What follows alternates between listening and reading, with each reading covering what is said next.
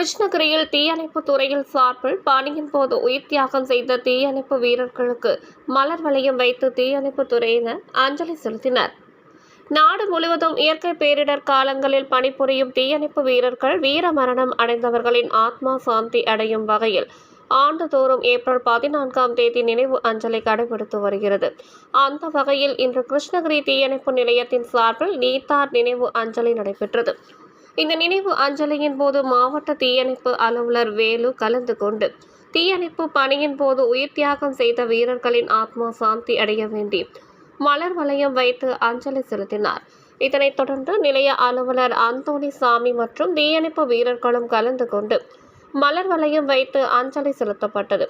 இதேபோல ஓசூர், பர்கூர், போச்சம்பள்ளி, தேன்கனிக்கோட்டை, ராயக்கோட்டை, ஊத்தங்கரை ஆகிய தீயணைப்பு நிலையங்களிலும் இன்று உயிர் தியாகம் செய்த வீரர்களுக்கு மலர் வளையம் வைத்து அஞ்சலி செலுத்தப்பட்டது. இதனைத் தொடர்ந்து ஒரு வாரத்திற்கு மாவட்டம் முழுவதும் தீ விபத்து குறித்த விழிப்புணர்வு பிரச்சாரம் மேற்கொள்ளப்பட உள்ளது என்பது குறிப்பிடத்தக்கது.